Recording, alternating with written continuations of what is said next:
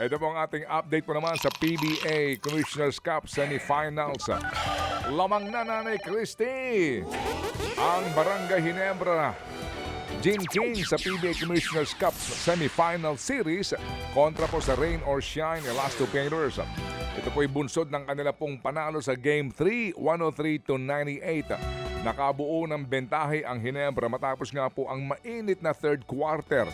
Nakabalik po sa laro ang Rain or Shine pagpasok po ng fourth pero kinapos ang kanilang comeback.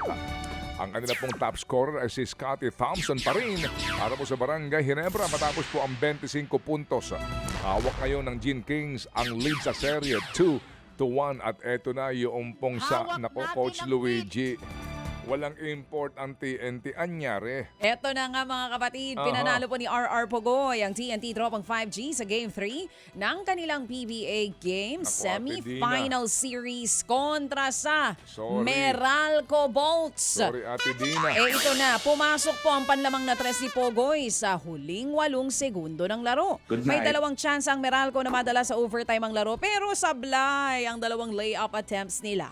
Final score, ang ganda ng laban ha, 77-75. Lamang na sa serye ang TNT, 2-1. Nagawa nilang manalo kahit walang sumalang na import.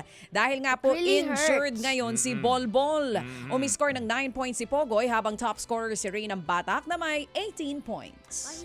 Ayun na nga. Sa Miyerkules may import na ang TNT. Ay sus. Pero anyway, ganun po naman talaga. Ano ho? Yan po din ay nagbibigay ng excitement sa atin. Alright, samantala po naman, nakahanap po naman ng import na ang TNT kapalit po ni Ball para po sa Game 4 ng PBA Semifinals. Yan po ay ang Amerikanong si Chris McCullough. McCullough. Ano bang basa dito, guys? Hindi kasi McCullough? I prefer yung actual na spelling. Macaulay. Para sa pagbibigkas natin. Opo. Samantala po naman, papalitan po nitong si McCullough, si Ball na nagtamuho ng kanyang Achilles injury. Sakit nito ha. Ito yung mga injury po sa basketball na napakahirap na makabalik. Yes, sa normal na laruan. Yung po ang naging injury nitong si yung namatay na NBA player, si yung sikat na Lakers player. Achilles din, nagkaroon siya ng Achilles, di na ho siya actually nakabalik. Tapos si Kobe Bryant, yan po yung mga ito ho yung kapag naputol ay kapag ibinalik, yung talon mo talagang apektado na yung galaw mo. Samantala po, dumating po galing Taiwan si McCullough kung saan po siya huling naglaro. Katunayan nga po'y present siya sa Game 3 ng TNT Meralco Series katabi po ni TNT manager Jojo Lastimosa. Hindi ito ang unang beses po na ito'y nakapaglaro sa PBA dahil nakapag-champion na siya bilang import naman noon ng San Miguel. Tinalo po ng Beerman ng TNT noong 2019 Commissioner's Cup para po sa naturang titulo. Samantala, opisyal nang nagbukas ang ika-66 na palarong pambansa sa Agusan del Sur. Ito po ang unang beses na nag-host ang probinsya ng palaro. Higit 10,000 atleta mula sa 18 rehiyon sa bansa ang lalahok. Isa sa mga bago ay ang pagpasok ng weightlifting bilang regular medal sport. Pati ang football para sa secondary level at futsal sa elementary level.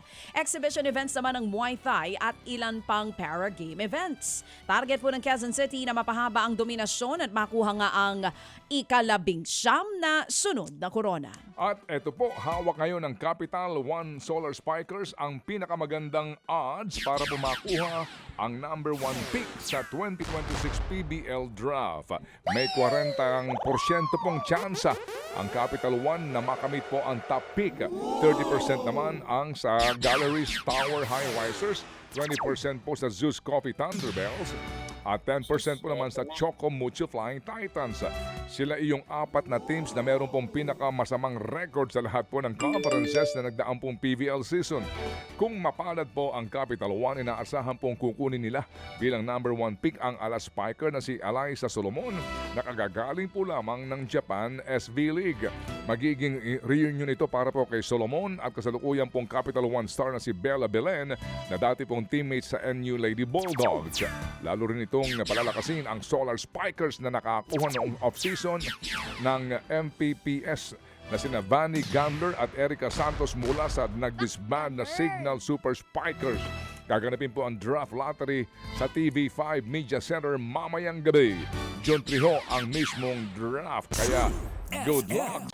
Mga kapatid, patuloy po kayong tumutok sa 105.9 True FM para sa totoong balita, impormasyon, music, and entertainment. Mag-subscribe sa aming YouTube channel at podcast at sundan nyo kami sa Facebook, Instagram, X at TikTok sa True Network PH.